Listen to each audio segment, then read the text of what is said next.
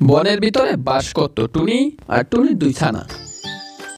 এই বছর টুনি বাগানে লিচু চাষ করেছে।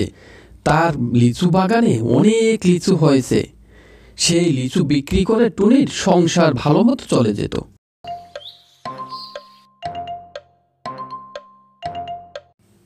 আর এই বনে বাস করতে একটি দুষ্ট কাক। কাকের খুব ইচ্ছে ঈগল মহারাজ মারা গেলে সে এই বনের রাজা হবে। হঠাৎ একদিন সেনাপতি ঈগল একটি গাছে দাঁড়িয়ে মাইকিং করতে থাকে। শোনো শোনো শোনো, মহারাজ ঈগল হঠাৎ করে খুব অসুস্থ হয়ে গেছে, তাই সবাইকে মহারাজ ঈগল তার বাসায় ডেকেছে, তোমরা সবাই চলে এসো। এই কথা সেনাপতি ঈগল বলতে থাকলে কাক বাসায় দাঁড়িয়ে শুনতে পায় আর বলে, আরে মহারাজ ঈগলের হঠাৎ আবার কি হলো, যাই তো দেখে আসি। এই কথা বলে কাক মহারাজ ঈগলের বাসায় রওনা দেয় আর সেনাপতি ঈগল অন্য জঙ্গলে মাইকিং করতে থাকে। শোনো শোনো শোনো, মহারাজ ঈগল হঠাৎ করে খুব অসুস্থ হয়ে গেছে, তাই সবাইকে মহারাজ ঈগল তার বাসায় ডেকেছে, তোমরা সবাই চলে এসো। সেনাপতি ঈগল মাইকিং করতে থাকলে টুনি আর টুনির ছানা পিনে বাসায় বসে শুনতে পায়। তখন টুনির ছোট্ট ছানা বলে, আম্মু, ও আম্মু শুনছ, মহারাজ ঈগল নাকি অসুস্থ, চলো আম্মু দেখতে যাই কি হয়েছে তার। আচ্ছা চল যাই দেখে আসি। এই কথা বলে টুনি আর টুনির ছানা পিনে রওনা দিল মহারাজ ঈগলের বাসায়। সবাই মহারাজ ঈগলের বাসায় এসে দেখে মহারাজ বিছানায় শুয়ে আছে।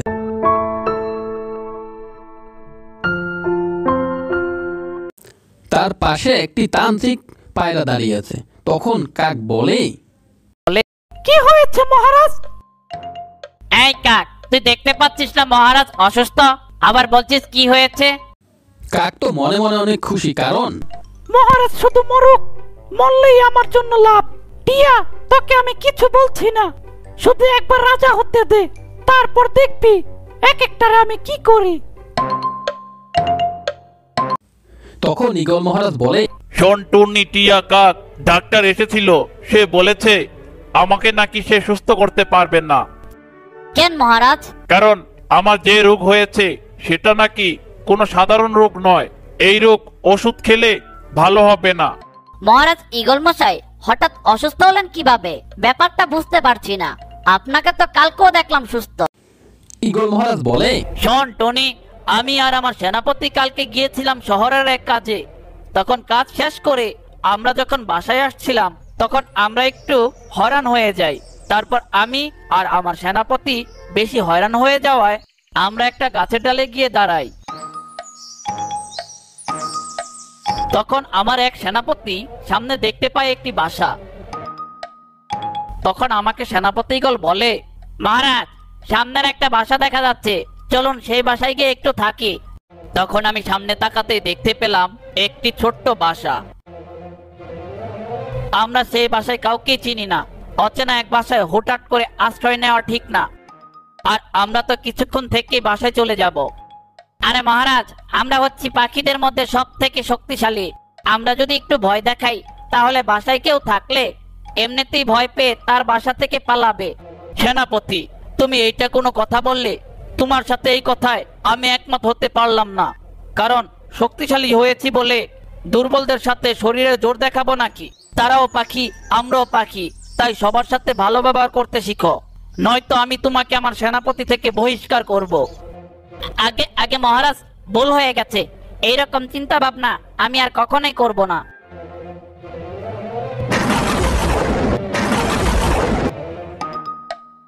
কিন্তু মহারাজ, এখানে তো মনে হচ্ছে বেশিক্ষণ থাকতে পারবো না, আকাশ মেঘলা, একটু পর বৃষ্টি হতে পারে, চলেন সামনের বাসাটায় কেউ থাকলে তার থেকে অনুমতি নিয়ে কিছুক্ষণ আশ্রয় নিয়ে তারপর বাসায় চলে যাব নে। সেনাপতির কথা মতো আমি একটু ভাবলাম, ভেবে বললাম, ঠিক আছে সেনাপতি, চলো বাসাটায় গিয়ে দেখি কেউ আছে কিনা। তারপর আমরা সেই বাসার দিকে রওনা দিলাম। আমি আর সেনাপতিরা সেই বাসায় গিয়ে দেখি বাসায় কেউ নেই, বাসাটা লতা পাতা দিয়ে তৈরি করা। দেখলেন মহারাজ, বাসায় কেউ নেই, শুধু শুধু আমাকে বকাঝকা করলেন। শুনো সেনাপতি, কেউ নেই বলেই আমরা এখন চলে যাব। এ কি মহারাজ, আমরা তো আসলামই এখন, আর একটু থাকি। না না, আর থাকবো না। চিনি না জানি না, হঠাৎ করে কারো বাসায় এসে কাউকে না বলে আশ্রয় নেওয়া ঠিক না। মহারাজ মহারাজ, তারপর কি হলো সেটা তো বলুন। কিভাবে অসুস্থ হলেন সেটাও বললেন না। এই টিয়ে, তোকে কতবার বলেছি মাঝখান থেকে কথা বলবি না। পুরো ঘটনা না শুনলে বুঝবি কিভাবে বল? দুঃখিত মহারাজ, তারপর বলুন। সেনাপতি আর আমি যখন কথা বলা বলি করছিলাম, তখন হঠাৎ করে আমি খেয়াল করলাম আমরা যেই বাসায় দাঁড়িয়ে আছি সেই বাসার এক কোনায় একটি পাতা দিয়ে কি যেন ঢেকে রাখা আছে। তখন আমি ভালোভাবে তাকাতেই দেখলাম পাতার নিচে একটি ছোট ডিম ঢেকে রাখা আছে। দেখো সেনাপতি, কত ছোট একটি ডিম। মনে হচ্ছে আজকেই কোনো ছোট পাখি পেড়ে রেখে গেছে। জি মহারাজ, দেখে তো তাই মনে হচ্ছে। আমি তখন সেনাপতির সাথে কথা বলতে বলতে ডিমটি আমার হাতে তুলে নেই। তখন এক সেনাপতি আমাকে বলে, মহারাজ এ কি করছেন? ডিমটি যেখানে ছিল সেখানেই রেখে দিন। কান্নাকার ডিম, কিছু হলে আবার সে কষ্ট পেতে পারে। দৌড় বোকা, এই ছোট্ট একটি ডিম কি আর হবে, তাও আমার কাছ থেকে। কি যে বলো না সেনাপতি, হা হা হা হা। আমি ডিমটি হাতে নিয়ে হাসাহাসি করছিলাম, আর তখন হঠাৎ করে একটি বজ্রপাতের শব্দে আমার হাত থেকে ডিমটি হাত ফসকে নিচে পড়ে যায়।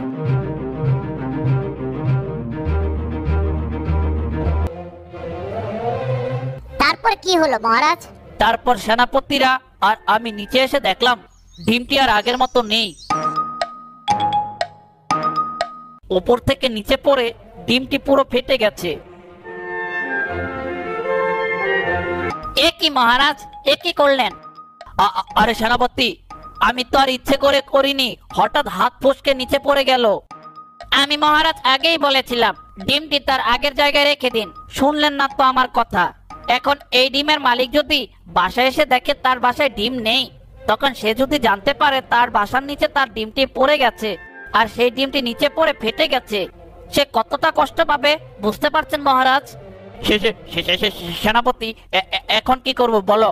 আমি তো বলছি যে ইচ্ছে করে ডিমটি নিচে ফেলিনি। মহারাজ এত কথা বাদ দেন, এই ডিমের মালিক আসার আগে চলুন এখান থেকে পালিয়ে যাই। সেনাপতি, এ কি বলছো তুমি? একজনের বাসায় না জেনে শুনে আশ্রয় নিয়েছি, আর তারপর তারই ডিম না বলে হাতে নিয়েছিলাম, আর তারপর সেই ডিমটি আমি নিচে ফেলে নষ্ট করে ফেলেছি। আমার তো এই বাসার আর ডিমের মালিকের কাছে সব সত্য বলে মাপ চাওয়া উচিত, আর এখন তুমি বলছো পালিয়ে যেতে। মহারাজ, আপনি এখন যদি এই ডিমের মালিকের কাছে সব সত্য কথা বলেন, আপনার কি মনে হয় তার ক্ষতি করার পর আপনাকে মাফ করবে? না মানে সেনাপতি, এখন কি করব সেনাপতি বলো তুমি? বললাম তো চলুন বাসায় চলে যাই। তারপর সেনাপতির কথা মতো আমরা সবাই বাসায় চলে আসি। বাসায় এসে আমি একটু বিশ্রাম নেওয়ার জন্য আমার রুমের দিকে রওনা দেই, আর আমার রুমে গিয়ে আমি ঘুমিয়ে পড়ি।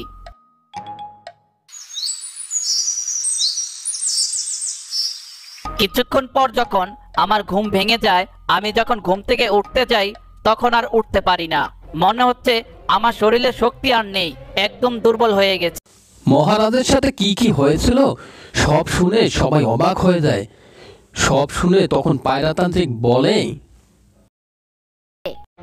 এ কি মহারাজ, তাহলে আপনি কি সেই যে কিনা পাশের বনের কোকিলের ডিম নষ্ট করেছিলেন? কি বলতে চান পায়রাতান্ত্রিক? তাহলে শুনুন, আপনারা যে বাসায় আশ্রয় নিয়েছিলেন সেই বাসায় তার কিছুক্ষণ পরে কোকিল পাখি চলে আসে। যে ডিমটি আপনারা নষ্ট করেছিলেন সেই ডিমটি ছিল সেই কোকিলেরই, আর কোকিল পাখি বাসায় এসে দেখে তার বাসায় সেই ডিমটি নেই।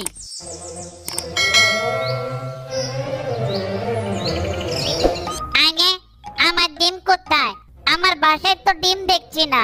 আমার বাসায় মনে হয় কেউ এসেছিল, নয়তো ডিম আমি পাতা দিয়ে ঢেকে রেখেছিলাম।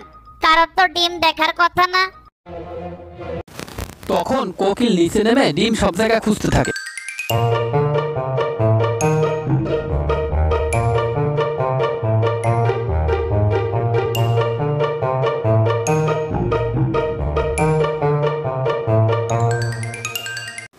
হঠাৎ দেখে তার গাছের নিচেই ডিমটি ভেঙে পড়ে আছে। তখন কোকিল মন খারাপ করে অনেক কান্নাকাটি করতে থাকে। হায় হায়, এর তো দেখছি আমার ওই ডিম, কিন্তু নিচে পড়লো কিভাবে? ডিমের তো আর হাত পা নেই, আর এমনি তো আমার বাসায় ঝড় বৃষ্টিতে কোনো ক্ষতি করে না। নিশ্চয়ই আমার বাসায় কোনো দুষ্ট কই এসে আমার ডিম নিচে ফেলেছে।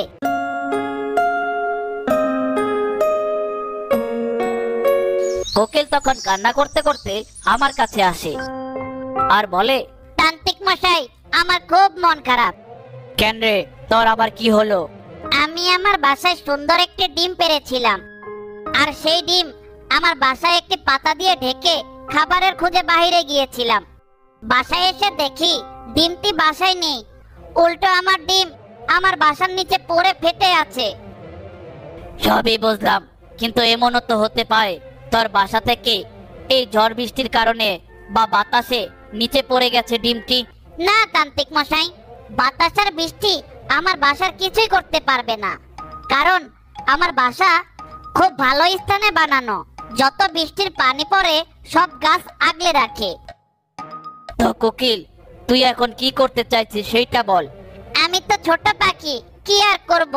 এখন আমি চাই যে এই কাজ করেছে তার জন্য খুব কঠিন শাস্তি হয়, সে যেন আমার মতো গরিব অসহায় ছোটদের ক্ষতি না করে। তাই আমি চাই যে শক্তি দেখিয়ে আমার ডিমটি নিচে ফেলে দিয়েছে তাকে দুর্বল করে দিন, ঠিক আমার শক্তির মতো। ঠিক আছে কোকিল, আমি তাই করছি। তারপর আমি জাদু মন্ত্র করে সেই শক্তিটা দুর্বল করে দিয়েছিলাম।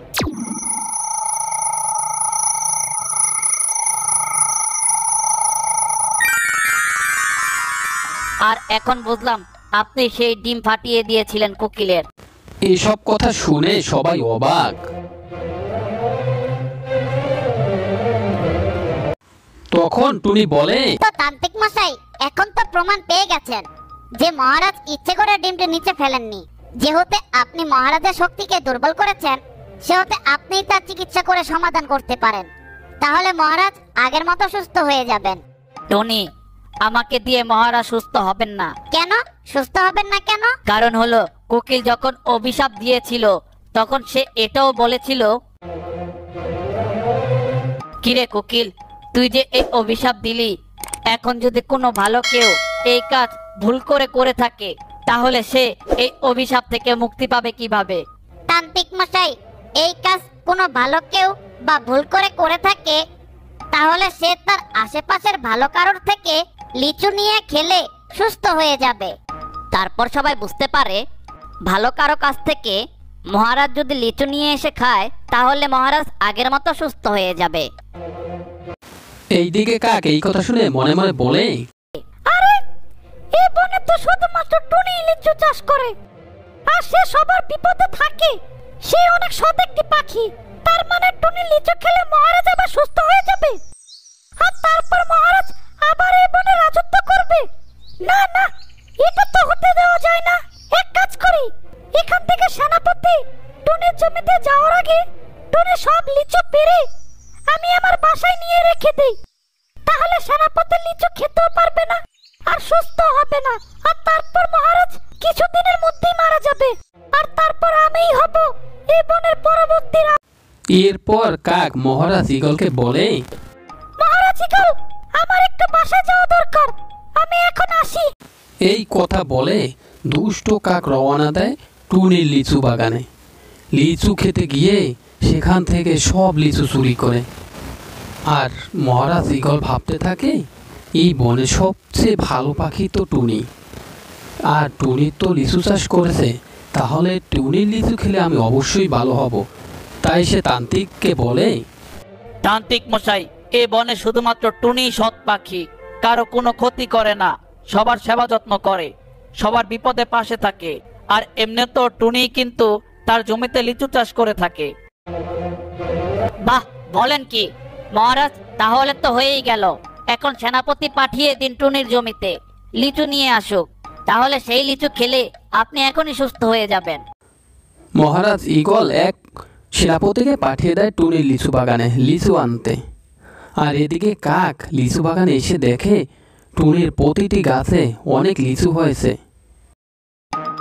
টুনি, তুই সব সময় আমার সামনের কাটা হয়ে দাঁড়াস। মহারাজ মরলে রাজা হতাম আমি, আর তোর কারণে রাজা হতে পারছি না। তাই তোর সব লিচু পেরে আমি আমার বাসায় নিয়ে যাব, আর তারপর রাজা মশাই লিচু খেতেও পারবে না, আর ভালোও হবে না। আর তারপর ঈগল মহারাজ মরে যাবে, আর ঈগল মহারাজ মরে গেলে তারপর নতুন রাজা আমিই হব। হা হা হা হা হা। এই কথা বলে দুষ্ট কাক টুনির বাগান থেকে লিচু এক এক করে পাড়তে থাকে।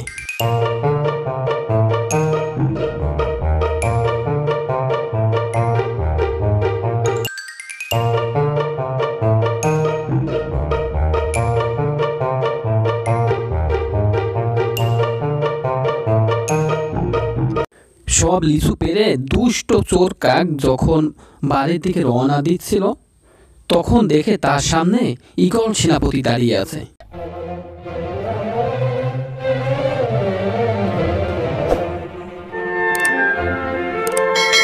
কাক তো ঈগল সেনাপতিকে দেখে ভয় পেয়ে যায়। তখন কাক বলে, আরে আরে সেনাপতি জি, হঠাৎ এখানে কি করেন? আগে বল কাক, তুই টুনির জমিতে কি করিস? না মানে মানে তখন ঈগল সেনাপতি খেয়াল করে গাছের নিচে অনেক লিচু পড়ে আছে, আর বস্তা ভরা কি যেন, আর গাছে একটি লিচুও নেই। তখন সেনাপতি বুঝতে পারে কাক লিচুগুলো চুরি করে কোথায় যেন নিয়ে যাচ্ছে। কিরে কাক, তুই টুনির জমিতে এসে টুনির লিচু চুরি করে নিয়ে যাচ্ছিলি? তুই তো আর ভালো হলি না। কাক ধরা খেয়ে মনে মনে বলে, হায় হায়, ধরা পড়ে গেলাম যে, এখন কি বলবো? না মানে সেনাপতি মশাই, বলছিলাম কি, চলুন আমরা এই সব লিচু বাজারে বিক্রি করে দেই, আর যত টাকা পাবো সেখান থেকে আপনাকে অর্ধেক টাকা দিব। কাকের মুখে এসব কথা শুনে ঈগল সেনাপতি বলে, কাক, তুই কি আমাকে তোর দুষ্ট কাক বংশের সদস্য পেয়েছিস? আমি যার খেয়ে বেঁচে আছি তারই ক্ষতি করব। তারপর ঈগল সেনাপতি কিছু লিচু মুখে নিয়ে কাককে সাথে বন্দি করে মহারাজ ঈগলের বাসায় যায়। ঈগল সেনাপতি মহারাজের বাসায় এসে মহারাজকে একটি লিচু খাইয়ে দেয়। মহারাজ একটি লিচু খাওয়ার সাথে সাথে মহারাজ আগের মতো সুস্থ হয়ে যায়। আর সেনাপতি ঈগল মহারাজকে কাকের সব কথা খুলে বলে। কি বললে সেনাপতি? কাক শেষমেশ এখানেও এরকম কাজ করেছে? না না কাক, তুই কি ভালো হবি না? না মানে মহারাজ। চুপ কাক, তোর শাস্তি হবে। সেনাপতি, কাককে এখনই আমার কারাগারে বন্দি করে রাখো। তারপর কাককে ঈগল মহারাজ তার কারাগারে বন্দি করে রাখে।